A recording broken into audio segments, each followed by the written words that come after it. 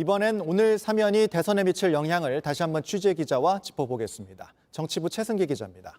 최 기자, 앞서 리포트에서 전해드린 대로 이 국정농단을 수사했던 윤석열 후보 그리고 국민의힘 입장에서는 조금 부담스러운 상황일 수도 있는데 윤 후보에게 미칠 영향 여러 가능성들을 좀 짚어보죠. 네, 말씀하신 대로 윤 후보는 박근혜 씨 구속을 이끌었던 수사팀장이었습니다.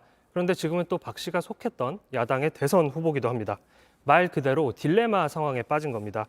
그래서 지지율에 미칠 영향을 섣불리 예측하기는 힘들지만 박근혜를 수감시킨 검사라는 프레임이 부각되기 시작하면 일부 강성 보수 지지층이 이탈할 가능성을 배제할 수 없습니다. 예. 또 보수 야권이 탄핵 책임론을 놓고 또다시 내홍에 빠질 가능성도 있습니다. 윤 후보 입장에선 이제 중도층 확장에 주력을 해야 되는데 수사 책임론과 탄핵 책임론에 발목을 잡힐 수가 있는 겁니다. 그렇다면 결국 수사를 받았던 입장인 박 씨가 윤 후보를 향해서 어떤 메시지를 낼 것인가 또는 안 낼 것인가 이것도 좀 지켜봐야 할 포인트가 될 수 있겠군요. 네, 맞습니다. 만약에 직간접적으로 윤 후보를 비토하는 메시지를 낸다면 탄핵에 반대했던 그러니까 이른바 반윤 세력이 네. 결집할 수 있습니다.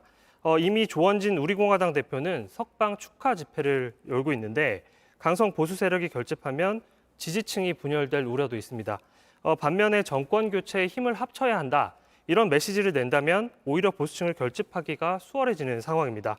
다만 당분간은 치료에 집중한다는 방침이라 당장 정치적 메시지를 낼 가능성은 크지 않아 보입니다. 하지만 침묵이 길어지는 것만으로도 각종 엇갈린 해석이 나올 수 있기 때문에 윤 후보 입장에서는 곤란해질 수 있습니다. 야권에선 이번 사면이 사실상 윤 후보 지지층의 분열을 노린 대선용 사면이라는 분석도 나옵니다. 그리고 앞서 대구 취재 기자가 현장을 좀 돌아보기도 했는데 역시 이 대구 경북 TK 민심이 어떻게 흐를지 이것도 좀 지켜봐야겠습니다. 네, TK는 흔히 보수의 심장 이렇게 불리는 곳이죠. 이 때문에 사면을 요구하는 목소리도 높았고 여전히 박근혜 씨 동정론이 강한 편입니다. 이 지역에서도 최근 국민의힘 내홍 상황으로 윤 후보에 대한 지지율이 흔들릴 조짐이 나타나는 상황이었거든요. 그래서 특히 오늘 사면 결정으로 TK 지역 장 노년층을 중심으로 일부 이탈 가능성도 있어 보입니다. 예. 다만 TK 지역은 여전히 정권 교체 여론이 압도적으로 높은 곳입니다. TK 정서상 정권 교체라는 대의를 우선시할 거라 크게 흔들리지 않을 거란 전망도 있습니다. 그렇다면 민주당 이재명 후보에게 미칠 영향도 가능성들을 좀 짚어볼까요? 네, 일각에서는 경북 안동 출신인 민주당 이재명 후보가 일부 반사 이익을 볼 수 있다는 분석도 나오는데요. 예.